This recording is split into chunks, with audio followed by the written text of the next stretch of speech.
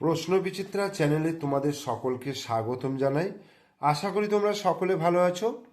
আজকে আমরা এই ভিডিওর মাধ্যমে পড়ব ক্লাস 2 এর রায়ান মার্টিন প্রশ্ন বিচিত্রা 2026-এর প্রথম পর্যায়ক্রমিক মূল্যায়নের জন্য গণিতের 5 নম্বর প্রশ্নপত্র। এই প্রশ্নপত্রগুলো তোমরা যদি প্র্যাকটিস করো তাহলে কিন্তু তোমাদের যে প্রথম পরীক্ষা হবে স্কুলে, সেখানে কিন্তু প্রশ্নপত্রের সমাধান করতে কোনো রকম অসুবিধা হবে না। তাই অবশ্যই বলবো তোমরা ভালোভাবে ভিডিওটা দেখো, কোনো রকম স্কিপ না করে। দেখো প্রথমে কি বলছে, কথায় লেখো। এটা কত আছে দেখো, 9, 3, 4 মানে একক, দশক, শতক, অর্থাৎ 9 শত 3 10 34। তাহলে এটাকে যদি কথায় লিখতে হয় তাহলে আমরা কিভাবে লিখব, 9 শত 34। ঠিক আছে, 934। এইটাকে কিভাবে লিখব, একক, দশক, শতক, হাজার, মানে 3000। শতকের ঘরে কিছু নেই, 5 2 52, মানে 3052।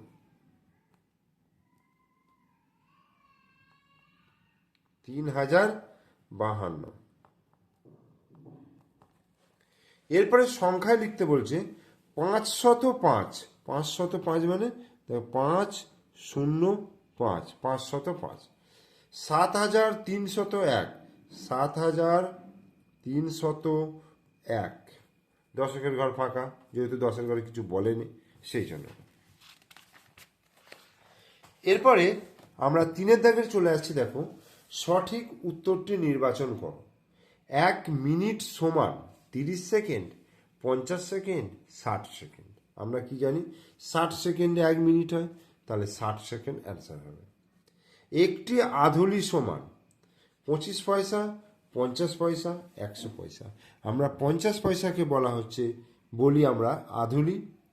1 টাকার কয়েনকে বলি 100 পয়সা, 100 পয়সার কয়েনকে বলি 1 টাকা, আর সিকি যেটাকে 25 পয়সা বলা হয়। 3 অঙ্কের ক্ষুদ্রতম সংখ্যা। 3 অঙ্কের ক্ষুদ্রতম সংখ্যা হচ্ছে 1-এর পিঠে 2 শূন্য, অর্থাৎ 100। 10 মাসে, 12 মাসে, 15 মাসে 1 বছর হয়, 12 মাসে 1 বছর হয়। 2 অঙ্কের বৃহত্তম সংখ্যা। 2 অঙ্কের বৃহত্তম সংখ্যা কত হবে, যেটার পরের অঙ্কটাই কত হয়ে যাবে, 3 অঙ্কের হয়ে যাবে, তাহলে 99 হয়ে যাবে বৃহত্তম সংখ্যা। 6415 সংখ্যাটিতে 4-এর স্থানীয় মান কত। 6415, 4 কত নম্বর স্থানে রয়েছে, একক, দশক, শতক, অর্থাৎ 400 হয়ে যাবে এর স্থানীয় মান। ফাঁকা ঘরে সঠিক চিহ্ন বসাতে বলেছে 47। 47 কি হবে, দেখো এখানে 40 যুক্ত 7, তার মানে 47, তার মানে ইকুয়াল সাইন, অর্থাৎ সমান চিহ্ন হবে। 56, এখানে 71, তার মানে এটা হয়ে যাবে 71টা বড়, 56টা ছোট, তাহলে এরকম হবে। 645 আর 654, 645 আর 54, 45টা ছোট, তাহলে ছোটোর দিকে তীর চিহ্ন হবে।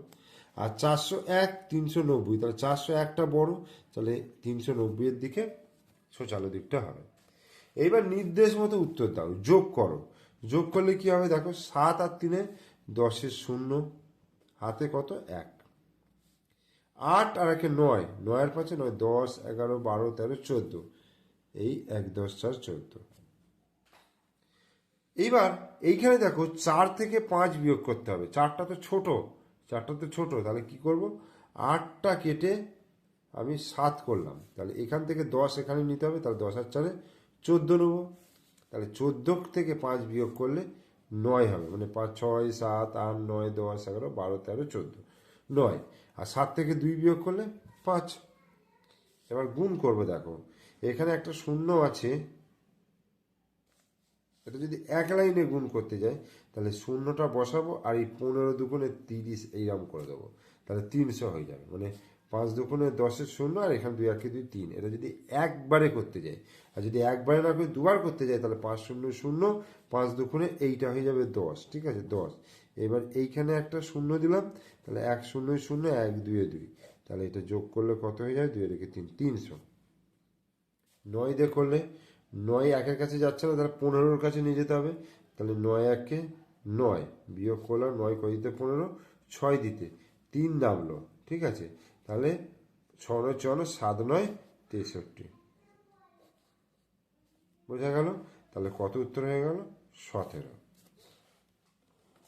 এখানে সরল করতে বলেছে দেখো, 12/4 যুক্ত 5 গুণিত 2 বিয়োগ 4 গুণিত 2। এইরকম যোগ বিয়োগ গুণ ভাগ থাকলে আমরা সবসময় আগে ভাগের কাজ করব, তারপরে গুণের কাজ করব, তারপর যোগের কাজ, তারপরে বিয়োগের কাজ।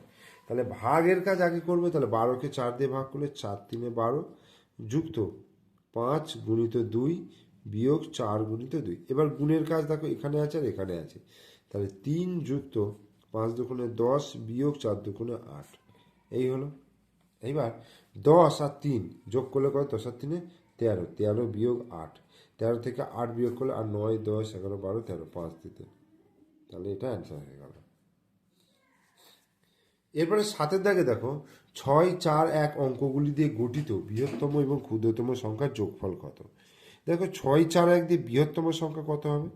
বৃহত্তম সংখ্যা হবে 6 4 1, মানে 641। আর ক্ষুদ্রতম সংখ্যা হবে কত? ক্ষুদ্রতম সংখ্যা যা সেটাকে উল্টে দিলেই হবে 1 4 6। এবার এটাকে কি বলেছে? যোগ করতে বলেছে। 6 রাখে 7, 4 আর 4 8, আর 6 রাখে 7, 787। 8 দাগে দেখো, রাহুল একদিনে 15টি অঙ্ক করে। রাহুল একদিনে কতগুলো অঙ্ক করে? 15টি অঙ্ক করে। 120টি অঙ্ক করতে তার মোট কতদিন সময় লাগবে? তাহলে কি করব? ভাগ করব। তাহলে 120কে আমি কত দিয়ে ভাগ করব? 15 দিয়ে ভাগ করবো। এবার 15 নামতা পড়তে হবে।